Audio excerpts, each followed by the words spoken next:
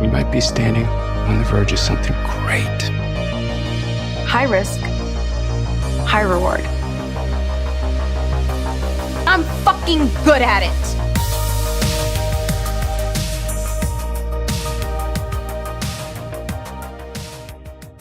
Okay, welcome back to the official unofficial industry podcast brought to you by No Notes. I am joined by the titans of industry, Sena, Ajay, and Jesse Harington. And guys, Glamour Magazine tried to steal our fucking title. How do you feel about that? Pull the fucking receipts from last season when I said, guys, I want to beta test something. We're the titans of industry now. What do you think about that? I want to pull actually the listenership, the records, to see who at Glamour Magazine was listening to this fucking podcast. And I want them to come to my apartment and talk to me. And talk to you? I don't fucking play Glamour Magazine. Okay, I don't mess around.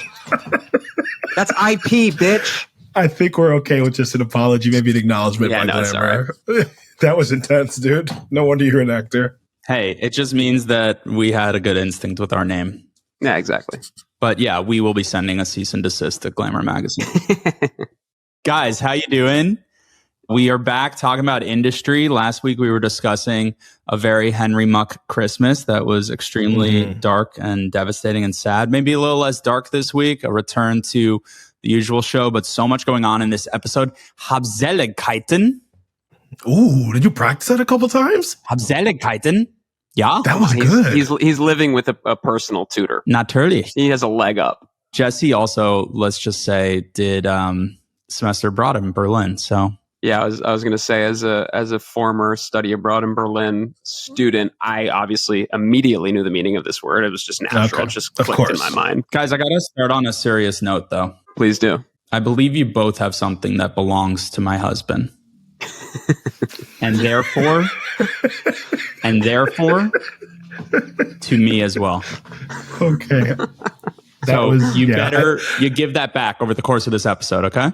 That's just too far for me. That's just too far for me, brother. I'm not, no. All right. Habseligkeiten, directed by Michelle Saville, written by Joe Charlton. What do you guys think of this episode? Episode 3 of season 4 of Industry. Let's have some fucking fun, guys. This is the first episode where beginning to end, I was like actually having just like a blast of a time. A mile a minute it was coming at us, right? With more information, more incredible scenes, but generally the tone, the levity of it feels a little more there after some two pretty intense, pretty heavy episodes, right? It's like there's just a lightness to some of what was going on here, some of the maneuvering and the machinations and where people are trying to position themselves that made me feel really better than before. I won't even say it's good. What about you guys? Sen, I absolutely agree with you. I had a blast and a half watching Habseligkeiten, and I think in a way, to me, this almost felt like the real season premiere, if that makes sense. All due respect to the season premiere, I absolutely loved it. I was about to say, watch your mouth, please. No, it's incredible. The season premiere was a masterclass, and specifically, it was a masterclass because it does something that most TV doesn't dare to do, which is it like threw us into this brand new world. We're spending all this time with all these new characters, and then we get this departure in episode 2, this completely wild left turn that obviously, if you listen to last week, we fucking loved. Yeah. But episode 3 is like, okay, we're back to basics a little bit. This is business as usual. We are kind of now just like chugging along with the dealings of the show, and we're kind of getting to know how this season is going to function. Episode 4, they might throw another fucking curveball at us. I have no idea. But this to me was like, okay, I kind of get what's happening now, and let's see where this goes. We have 2 parallel storylines that I'm sure will intersect, and they already have. But we have SternTao and their start and their targeting of Tender.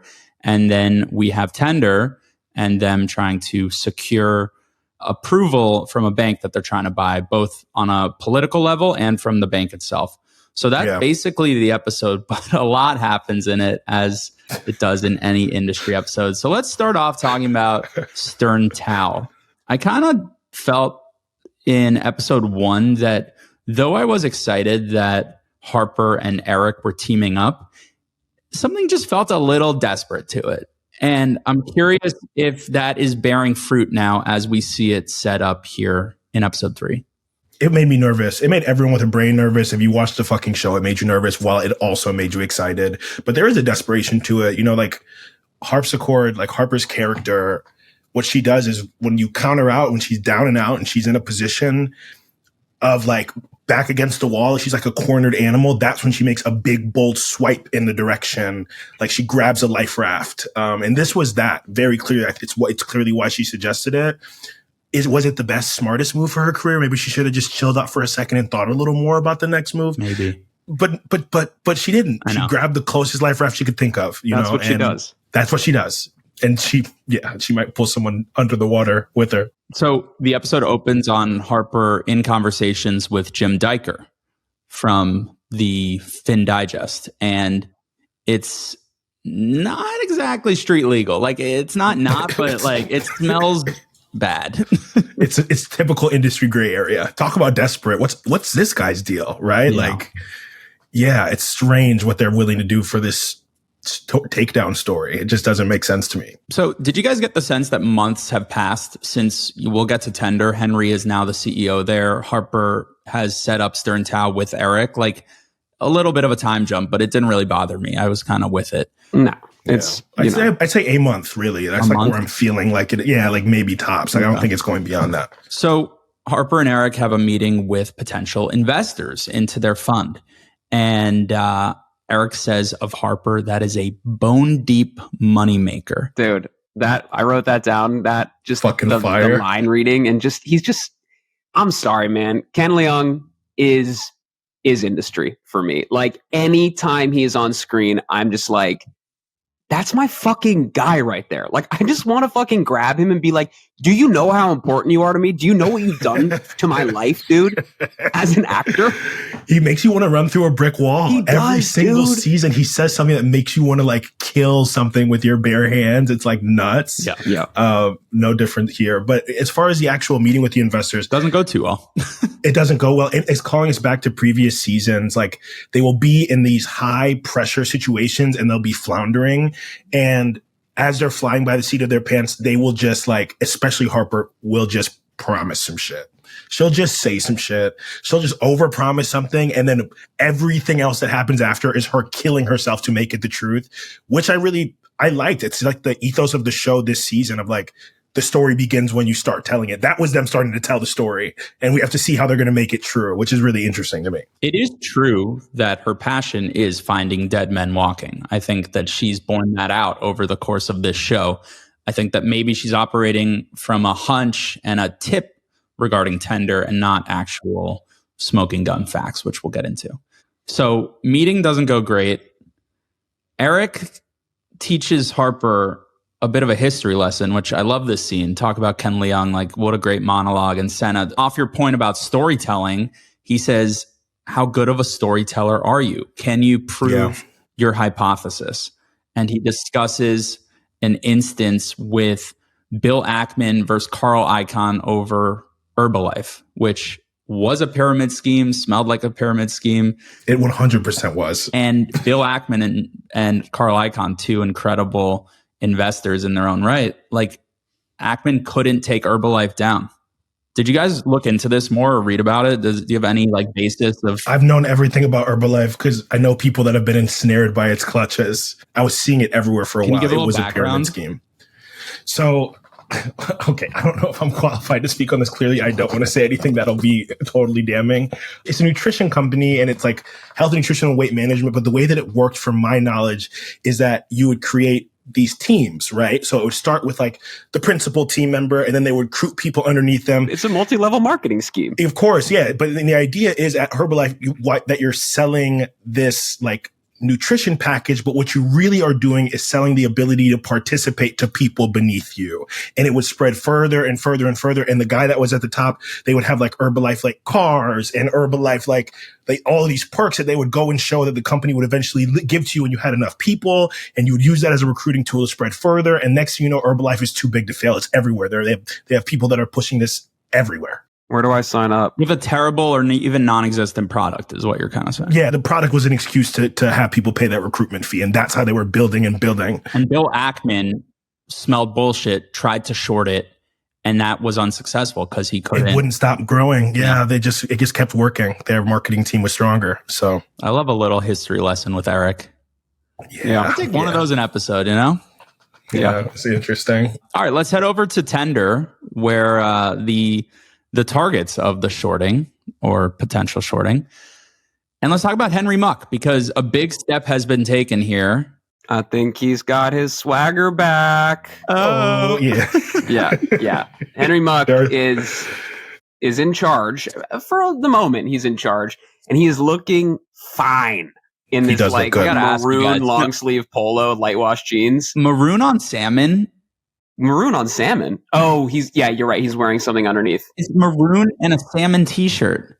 I don't know, man. If you're Kit Harington, you can pull it off. Can I try this? You could try it for sure. I say leave it alone, man. Your features aren't dark enough. He's in his like Steve Jobs era. Like, oh, definitely. He's in his founder's uniform for sure. I love that he can cosplay. Like if you have that much money, when you're at Lumi, you can wear some cargo pants, throw on a baseball hat, whatever, wear a t-shirt. And now you're at Tender and you're like, fuck it. I'm going to do a little cashmere on light wash denim with my tortoiseshell glasses. And I love it's great. Yeah. He can shift shapes so well, like the character of Henry Muck. Like he's worn so many different masks, from politician to lord of an estate to and he can just, when he's in his bag, when he's in his zone, he can flip them on and off like nothing. And it's believable. It's buyable in the context of the world. So, as we recall from episode 2, Yasmin got in Whitney's ear and said Henry should be the CEO of Tender. Henry is the CEO of Tender, but there might be a true CEO behind the man. A person behind the person. The head and the heart, Lady Macbeth herself, Yasmin Kara Hanani. You know what they say about every great man, what's behind them. But to me, it doesn't even feel like puppet master and puppet. It feels like they're like sharing like their one brain cell between them, like a symbiosis. Yeah, like there's a dark symbiosis to it where I feel like they're like working each other up into a frenzy. There's also something really broken about Henry Muck, though. Like, agreed. I think it feels dirty watching him because we know what he's been through and we know what they've been through. And he's like a little bit of a shell of himself. He definitely has his mojo, but he's a little bit of a shell. And like, he's kind of looking to Yaz in a bit of a subordinate way. He's basically defaulting to her for every decision. And at one point, his Scottish, board member, whoever this guy is in the C-suite, is like, exactly what capacity are you here? Looking around like, what the fuck?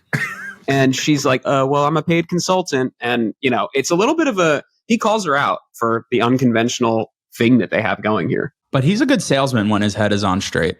I agree. No, I agree. Tender is merging or buying a bank, and there's some antitrust issues with it. The bank is called Bauer something. They are based in IBM Austria. Bauer, I think, yeah. And, IBM Bauer. The Bauers might have financed the Third Reich. So don't give away the fucking lead. That's in this moment. They say that. Oh, they give that away? But they gave tens of millions to the Shoah victims, so it's all good. Yeah. You say it's all good? It's not all good. Yasmin shows her worth by kind of understanding how the rich operate and suggesting that the Bauers need an ego massage to properly feel part of the Tender family. They can't just be bought because they are so steeped in tradition, whatever the hell that means. We'll get into it. We find out what it means. And Henry agrees, and he's just energized. And, after such a tough episode for him last time, I'm glad to see him and Kit Harington as the performer just, fired up, locked in. Yeah, get after it. A little more from Hayley in this episode. Mm-hmm. Can we save her for later, please? Yes, but we have to discuss this little interlude between her and Yasmin. So the Dyker report is making waves. His Fin Digest piece has, Tender a little bit spooked, but not too scared. And Hayley tells Yasmin that he tried to sleep with me, gain information.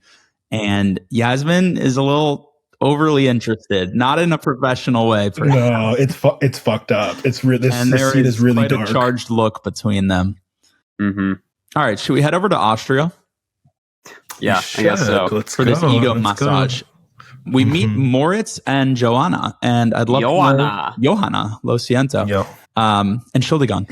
Can I hear from you guys what the hell you think of these two without spoilers? Oh my god! Oh, immediately like a character picture.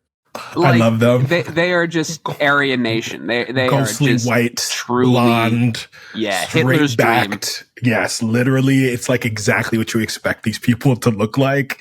Yeah, like Hitler Youth moved into the future and dropped down at that table. It was fucking crazy. There's also something really incestuous, I think, between these two, just visually, because Joanna is Moritz's mother, but young, appears only like they look almost the same age. So, he's probably suckling at the teat of his mother at whatever age he's. I wouldn't put it past them. Keep the bloodline pure. They seem like those types. He fancies himself a bit of an intellectual. Oh my god! He has a Substack and he's got lots of ideas about the world. Let's just call it that. Yes, he does. Yeah. All roads lead back to the Sun King. Oh my god! Very interesting line drop. What I love about this scene is it's. We've talked about this so much before, but it is in the same way on the pulse as the dialogue and politics of the world changing in the last two. There is one thing that still you're not allowed to be. You're really, really not allowed to be, that you still have to use dog whistles and coded language, and the accusations of being one is flying towards everybody on the political spectrum, but you still don't want to be a Nazi. Like, you still don't want to be it out loud, and you have to use all of this wrapped up, very careful language to like make it clear what side you're on, but you still don't want it to be like bop on the head. Like, that's what I am. Yeah. And so the conversation they're having at that dinner is hovering right above all that language with the way that they're discussing politics and the direction of the world without going all the way there like it's gone in the last few episodes, which I think is brilliant. Oh yeah, he's talking about isolationism and absolute monarchy and socialism and the political West and immigration issues and this dude's a fucking Nazi in a gothic, like scary dining room as well. Let's just haunted, like dark. Yeah. I also want to say who is on this trip. So from Tender, we have, I believe, Whitney, Yasmin, Henry, Hayley.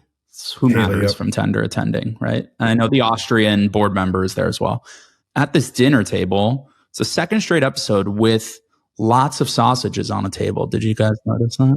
Why do you keep clocking this so hard? I don't know. I'm hungry when I watch. I don't know. I love a Wiener, They're in Austria. You gotta have Wiener when you're in Vienna. We had bangers last episode. We have Wieners now. Whitney hates this fucking guy.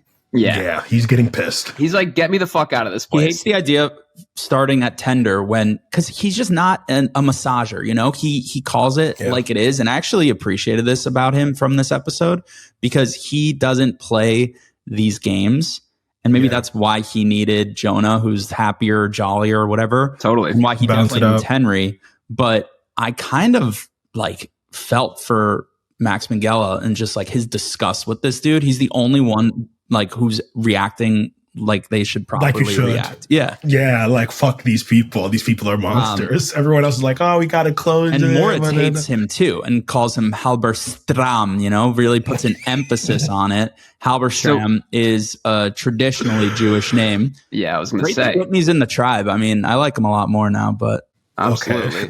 All right. No, but his hackles raised like mine did when they walk in. He's like, get me out of this Nazi, mausoleum. Henry's pretty upset by it too. And the only one pushing everyone back is Yaz. Yaz is the one that's like all about, let's get this deal done. Who gives a fuck about the politics? I'll nod and smile as much as I have to. I want to say, like, we're kind of doing history corner, the Sun King, and we talked about Herbalife and the Sun King, probably the first time those have ever been uttered in the same sentence. But before we get there, I want to say that I think Henry's disdain for this Nazi is kind of lies in history because, like, Henry, as a part of the British elite, he's not looking out for the poor people in Britain. He's not interested in the lower classes of Britain. There is that caste system there.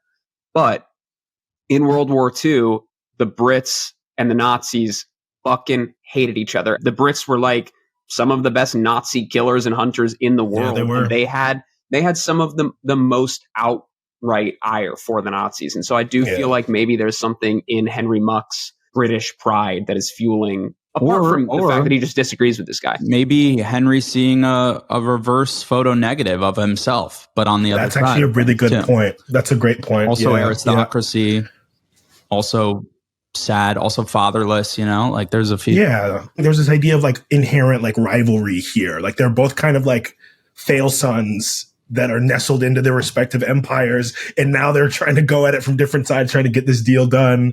I like that take a lot. Uncomfortable in Austria, and it gets more uncomfortable. But first, let's talk about SternTao and Eric and Harper's relationship. So they are, to set the scene, in a large hotel suite. They've set up their monitors, and it is very close for comfort. Eric's in a bathrobe. His daughter comes in and out in a very like transactional, almost like sex workery way. Like he just hands her money. I know that's his daughter and that's not the intention, but like that just it's shows. More like I think we'd have to say it like that, like buying the love of your child way, right. Just like paying them off to behave. I want to push back and say when Eric says to Lily, tell your mother you had a good time, she does say, well, I did have a good time mostly. There is actually love there. Okay. I'm just saying, like, they give each other a nice hug at the end. I get it. It's transactional and it's weird. And Harper even calls him out as this deadbeat dad trying to do, like, normal dad behavior, the shit that he's neglected for his kids' entire lives. But at the end of the day, she is like, all right, I do love my dad, I think. Yeah. Nice. Yeah, no, I think she's trying to connect too, like in the way that she interacts. She's like that pissy preteen to teenage age group where it's always tough, but at least she's like, there seems to, be some effort there. As I remember, like in earlier seasons, like the twin girls loved Eric, I'm pretty sure, even if he was like not as present as he needed to be. Like he had a solid home foundation. Yeah, he had that foundation and it was help them. Yeah. And then he blew it all up. So Operation being a normal guy, not going well. Yeah. Operation being a normal girl, even going worse. Yeah. Harper's on one in this episode. Dude, Harper's in a fucking pit, in a snit. If she was going to take any of the I can't be the angry black woman advice, she needs to start taking it now. Like, she needs to chill the fuck it wasn't out. Like when she blows up, sometimes you're like, fuck yeah, this is a blow up where you're like, fuck no. Justified. Like, yeah. Like, dude, up. Just relax, dude. Like, you're just getting started. Like I said, she's a drowning animal. She's so desperate to succeed and prove all the Otto Mostens wrong. It bumped for me because I found it annoying, but I guess for the character, this pressure she's feeling is real, and maybe this reaction is warranted, even if we are pissed off by the reaction. Yeah, I guess we want her to win. We want her to win, like, in an amazing way, like not this desperate cornered rat shit. All right, just center us for a second though. What specifically are you saying you bumped on? Because she blows up a couple times during the episode. Well, I guess the repetitiveness of the blow ups, like that she just can't get out of her own way. Everyone's a nail and she's a hammer. When everyone around her is like being pretty nice. Like Eric is putting up his own money and putting skin in the game to be part of this fund with her. Her former coworkers are all excited to rejoin her. And yet she like, I don't know, she's alienating them. Yeah. I mentioned SternTao growing. We have Sweet Pea getting into the mix. Yeah. Also another mirroring here, the way Yasmin is with Hayley, Harper's kind of less sexually, but, bringing in Sweet Pea, seducing her onto her side. And it's fun to see these teams forming because we know they're just gonna smash each other to pieces. It's gonna be war. You can feel it. It feels like they're lining up to just go at each other. Yeah. The Pierpoint alum are picking sides. And we said that in episode 1 when we did the pod. I was like, okay, we're gonna see who fucks with who now that we're out of Pierpoint. And it's clear who they're recruiting on the snake draft. And I really like Miriam Pesh, who plays Sweet Pea. She's she's a great performer. Yeah. Between Sweet Pea, Rishi, and Eric, SternTao is learning that Tender continues to collect illegal payments, or if not illegal, like very sketchy. They're laundering their money. I think that the easiest way to say it is that they're laundering. Yeah. I know that they are still accepting payments from these core businesses that they're saying that they're moving away from. Yeah. Yeah. Eric actually kind of figured it out with his sleuthing. I like to see that. Not even kind of. He completely figured it out. He's the one who threw the bone. He's like, dude, I made some calls. I love this shit is fucking sketchy. Yeah. I Google Earth these niggas. This is a shack. Can I ask you guys for some clarity on something?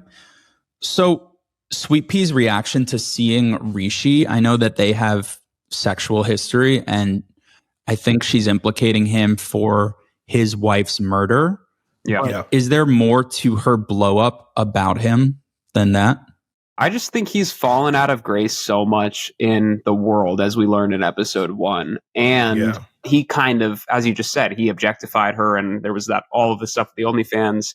That was like driven by Rishi. And so when she sees him, she's just like, no, I will not fucking work with this guy. I thought I got rid of him and I'm done. And it just sounds like there was like this like made headlines, like the Rishi of it all from last season. It sounds like the world really, really knows. Like, but it's so sad for him. Like his dejected look, the way he carries himself, how few lines of dialogue he's had when he is the most chatty guy in every single season. Like he's just a ghoul walking through Earth. Like he's a pariah. It's really truly, yeah. It's interesting. Early candidate for most Britishism. I just want to say, I know it's the end of the episode, but Rishi has, I think, my favorite line in the episode when he goes, I'm going to pull my mic away from my face a little bit. He goes, "I'm not a murderer." And it was amazing. It was so, I don't know, it was very British. And he just kind of like blows up. It was very like petulant. It kind of reminded me of Harry Potter a little bit. Like Draco Malfoy, like spitting at Harry or something. I can't believe you got this much enjoyment out of it. I just thought it was sad. Oh, no, it was devastating. Time. But I just, Sagarati is an incredible actor. He's sick, yeah. So Sweet Pea and Harper take a trip to the countryside, Sunderland. Sounds cold.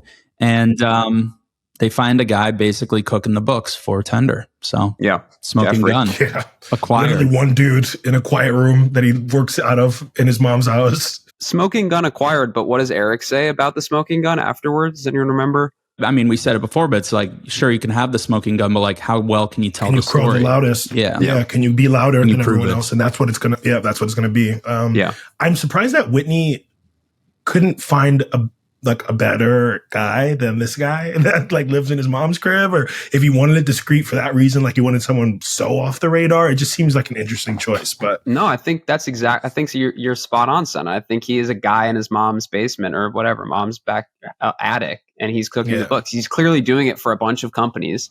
He's clearly like a contractor who's put himself on Fiverr or whatever, and Fiverr on the dark web. He's like, hire me to cook your books. And he's probably really good at it. I don't think he even knows he's cooking the books. He just clicks things, he's like in Severance. It's gig economy, dude. It is super Severance-y, isn't it? That's so funny that you said that. It is. Straight up. All right, we're about 30 minutes into the episode. The people have been waiting. It's time to talk about what goes down in Austria. Mm-hmm. The threesome. So this show is so good. It's crazy. This show is fucking amazing. Hayley comes to Yasmin's door in this stunning or absolutely horrifically ugly room, however your tastes align. What are your tastes, Gabriel? Yeah, how do you feel about it? You're a fan of post-Weimar architecture or what? Well, no, I was thinking more like post-Weimar impressionist art. Art. Okay. Mm-hmm. Okay. Yeah. So Hayley comes to the door with a come hither look, like she doesn't need anything at this hour. And Yasmin gets that, and it's game on, right? But suddenly Henry walks out of the shower with a towel on. Fucking jacked, by the way. He looks crazy. I need to figure out his routine and his diet, dude. Dude, I like more. He looked great the whole season, but in this scene specifically, he looks like a pit bull. I'm like, that's nuts. Kid Harington, call us. Let us know. What do the kids say? Body tea? Is that what they say online? Indeed. Body tea indeed is what they say. This is not his idea. This is Yasmin's idea fully. And he shows some trepidation, and she says that she wants this for him. She really is like a Svengali to him, like helping him professionally, helping him erotically, like just doing anything to get his mojo up and keep it up. And it feels like she's doing it to attain and achieve things more than love for Henry. Yeah, and it feels like a way to like tighten a leash of control of like all things come through me, like, and I think she prefers having that be like the drip, come through her. Yeah, brother. Anyways, having that, you made me lose my train of thought.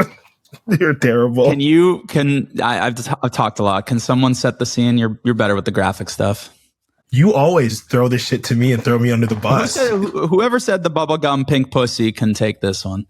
Jesse, you got it. Guilty as charged with the bubblegum. Yeah, she, Yaz basically does like a little dominatrix routine and instructs Hayley and Henry to get it on while she sits in a velvet chair smoking her cigarette. Marisa, goated cigarette acting as per usual. An amazing cigarette scene, yeah. And she says, "Good. Now spit on it. Hawk Tua." Now spit on it. Now spit on it was the best line reading of the episode. She's a porn director. She's not just like, dominatrix. She is a porn director. She's Jack Horner in Boogie Nights. She is. It reminded me a lot of American Psycho when Patrick Bateman's like, Sabrina, don't just stare at it, eat it. Yeah, I just watched that movie last week. It felt a lot like that. Could be. Yeah, and then at the after some stuff has happened, she says, "Henry, get off of her." And there's this great shot of Kiernan Shipka upside down on the bed, and then it flips to, she's like, "Look at me," and it's like Yaz upside down. And then Yaz says, "Show me your hoo-ha." I'm not going to say the word. Hoo-ha. We could use better language for than that. I'm sticking with hoo-ha. Okay, and she says, we referenced this at the beginning of the podcast, but she's like, "You have something that belongs to my husband, and I want that back." And then Michelle Saville, is that the director? Diabolical of the episode? Transition. Crazy transition. Yeah, best we get Yaz slurping an oyster immediately after going down on Kiernan Shipka. It reminded me.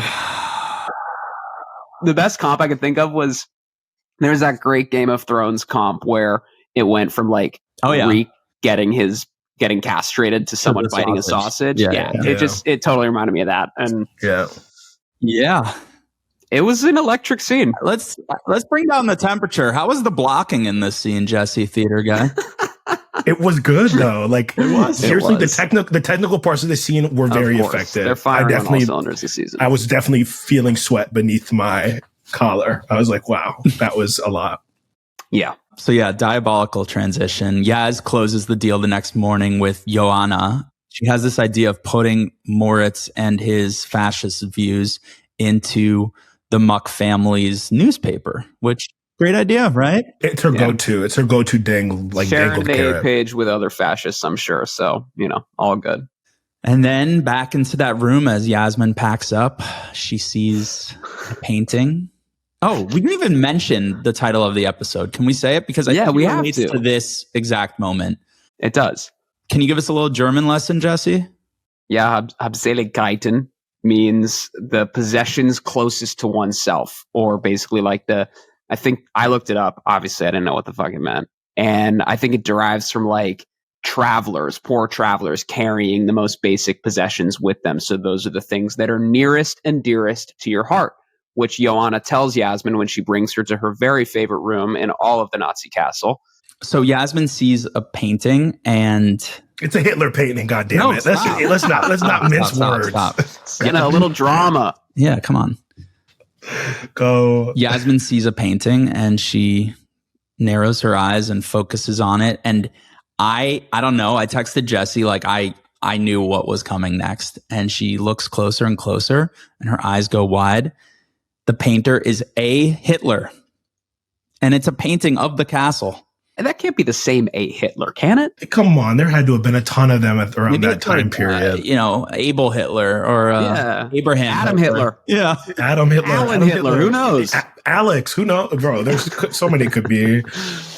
Yeah, what'd you guys think of this? I love that they'll just always take it there. They'll always take it further. Like they had already taken it right up to the edge, and then on the way out, they just smack you on the ass right on the way out the door. And it's perfect. No, I was cracking up. Let's talk about Jim Dyker for a second. So this is the first time we meet his editor, played by the incredible actor David Wilmot, who I last saw on Station 11, I think. Yes. Fucking love David Wilmot. He's an instant texture guy. You know what I mean? Yeah. You throw him in a scene and you're just like, yeah, I know that guy. Believable. That guy's adding a lot to this right now. As an editor, he clearly believes in Jim, wants the story to be right, and is also a little cautious, as he should be, because this is a big company that his little paper's trying to take down. Yeah. So Jim Dyker, did you guys get this hint that like he's got someone on the inside or has a piece of knowledge that like has not been revealed to us yet? Yeah, 100%. And it's Whitney's former assistant. It like has to it's be. not Jonah. It's not No. the Scottish guy. You think it's maybe it is, but it felt like that dark secret being revealed in the way they keep talking around it and bringing her up carefully. Whatever happened is fucked, and we already know that they're talking from this initial conversation with Hayley. The Crohn's assistant, right? Like NDA to fuck. Like, I think it's something from her that she was just like, hey, I can't actually share this. He doesn't want to burn her, but it's making him chase this harder. So I can't help but think this because of the Michael Clayton comp, and this is just very common in conspiracy films, but Jim's going to die. He's going to die. You think so? Without revealing the information, and someone else is going to have to find that information. Just no like way. That. You think it's going to go that dark? Because the way he's talking, he's like scared, like they're going to. Well, Tom Wilkinson's character in Michael Clayton, I think Jesse's seen the movie like 20 times, but dies with the secret, right? Yeah. No, he dies with a bundle full of baguettes. Yeah, thank you. No, I'm kidding. He dies with the secret, yeah. And it's up to Clooney to piece it together over the course of the film. Yeah. So I feel like Dyker's got it, and he's going to die and won't be able to get it out. And, Harper's going to have to figure it out. Harper Stern detective fucking arc? I would love that. Harper's Sweet Pea detective arc would be a really fun way. They already did some procedural detectiving. If you're in a conspiracy movie and you know the answer and it's early in the movie, you're dead. That's just how these things go. Fair. It's my favorite genre. That's fair. We'll see. So let's talk about this backroom moment for Tender and the Labor Party. I'm way too stupid to break this down, so you go for it. And I believe like literally a backroom of the House of Lords. So Jennifer Bevan, who we last saw Henry like grabbing her face in an LSD high, she's bought now by Henry's family. She's bought. And we even see a brief flash of a newspaper that says that she's the next rising star, and that's coming from Henry's family's newspaper. There's a lot of doublespeak. There's a lot of politicking in this moment. But I think the main takeaway is that Tender is going to get its deal with the bank pushed through because of Jenny Bevan being bought. But I think the feeling of the scene is important to talk about because the room, the moment, the politics, it seems way too big and too complicated for Henry. Yeah, this is that kind of shell of a Henry Muck that we're seeing. Out of his depth. He's like staring off into space. He's not really engaged in the conversation. Max Myha'la is like nudging him like, come on, dude, it's showtime.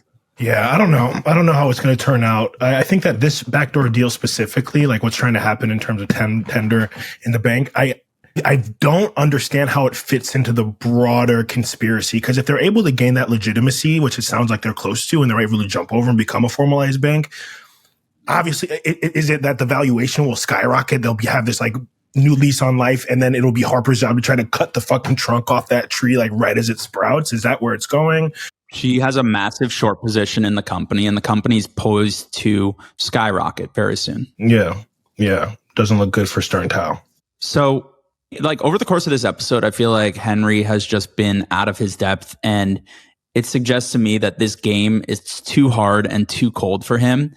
And I feel like this is best exemplified in the last scene back at the Tender office because Yaz and he have a literal power shift. Like, they switch seats. She's sitting in the bottom seat. He's on the couch.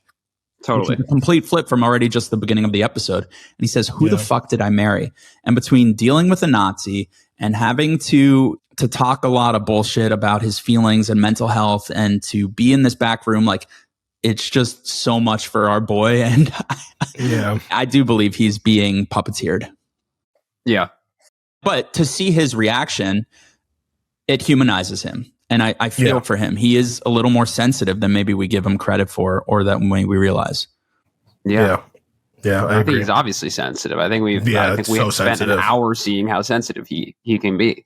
I just think in the last season, so much of that we thought was just a load of bullshit. You know, like that sensitivity was just like kind of at least I thought it was like part of a smoke screen, and you know he was using so much soft language around the company, and then he did some real cold-blooded shit still, and like barely blinked. But now I think he is more raw. Like it's just genuinely there. He's genuine. He has a soul, and that's more than can be said about most characters on this show. That's true. Definitely. Well, let's talk about someone who might be lacking a soul. And that is Harper. Look, you guys were voicing your frustrations with Harper's inability to see it and just like get it and just like wanting her to chill the fuck out for a minute. And that's never more clear than in this scene with Eric. Sorry, I just want to say, get what?